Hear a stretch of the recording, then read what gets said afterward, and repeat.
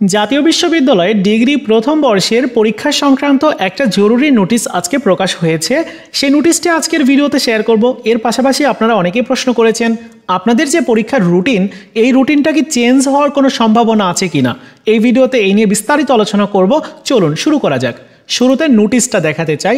আজকে 1 নভেম্বর নোটিশটা প্রকাশ করেছে, যেখানটাতে বলা হচ্ছে যে যারা ফর্ম পূরণ করতে পারেননি, ডিগ্রি প্রথম বর্ষের শিক্ষার্থী পরীক্ষায় যারা অংশগ্রহণ করতে চান, আপনাদের জন্য ফর্ম পূরণ করার জন্য সুযোগ দিয়েছে, একটা সুবর্ণ সুযোগ।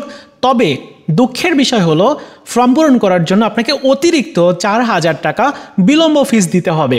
এমনকি আরেকটা নোটিশ তারা প্রকাশ করেছিল গত 30 তারিখে, যেখানে আবার ফর্ম পূরণের ফি ছিল আরও বেশি। আমরা একটু দেখি। এই যে এখানে দেখতে পাচ্ছেন 5,000 টাকার কথা উল্লেখ করা হয়েছিল, আর সংশোধিত আজকে যে নোটিশটা দিয়েছে সেখানে 4,000 টাকা উল্লেখ করেছে। সো 4,000 টাকা আপনাকে বিলম্ব ফিস প্রদান করতে হবে। যারা কোনোভাবে ফর্ম পূরণ করতে পারেনি, বিভিন্ন কারণ থাকতে পারে, শিক্ষার্থীদের আর্থিক প্রবলেম থাকতে পারে বা সময়ে তারা জানেই না, এরকম হতে পারে।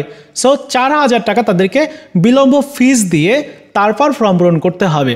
খুবই দুঃখজনক ঘটনা। যদিও ফর্ম পূরণ পুনরায় শুরু হচ্ছে 2 নভেম্বর থেকে, আর 7 নভেম্বর পর্যন্ত চলবে। বিলম্ব ফিস দিয়ে করা যাবে আর কি। যিনি উপাচার্য জাতীয় বিশ্ববিদ্যালয়ের, তার যে বর্তমানের পরিস্থিতি, তিনি যে কর্মকাণ্ডগুলো করছেন তার উপরে সবাই কিন্তু বিরক্ত, এবং শিক্ষার্থীদের একটা অংশ তারা পদত্যাগের দাবি করছে।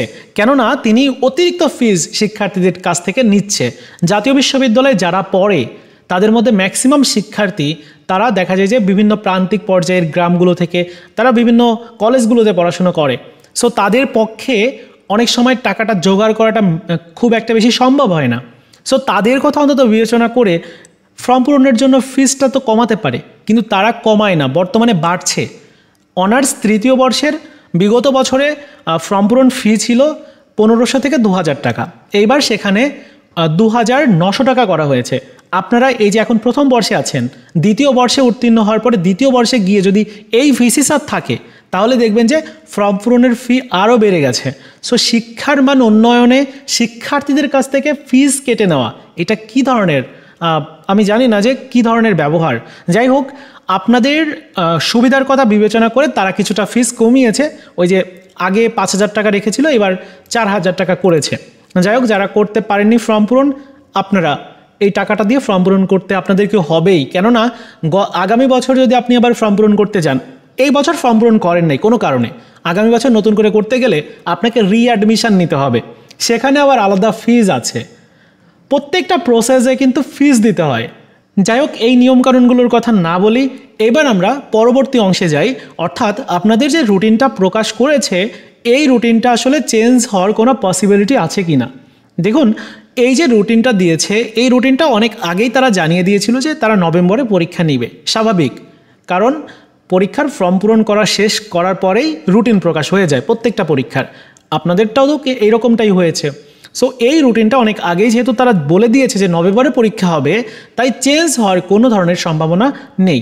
তবে যদি কিছু প্রবলেম দেখা যায়, যেমন দেশের যদি বিভিন্ন রাজনৈতিক কোনো ইস্যু আসে, দেখা যাবে শিক্ষার্থীদের ঘর থেকে বের হওয়াটা অনেকটাই ঝুঁকিপূর্ণ, এমন পরিস্থিতি হলে পরীক্ষা 2-1টা স্থগিত হয়ে যায় বা পরীক্ষা পিছিয়ে যায়। তবে পুরো রুটিনটা চেঞ্জ হয় না।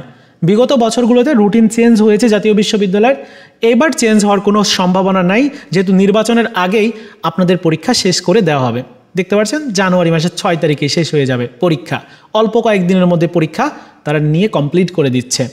সো এই ছিল আপনাদের পরীক্ষার রুটিন সংক্রান্ত সর্বশেষ আপডেট। রুটিন পরিবর্তন হওয়ার কোনো সম্ভাবনা নেই। এখন থেকেই পরীক্ষার প্রস্তুতি নিতে হবে।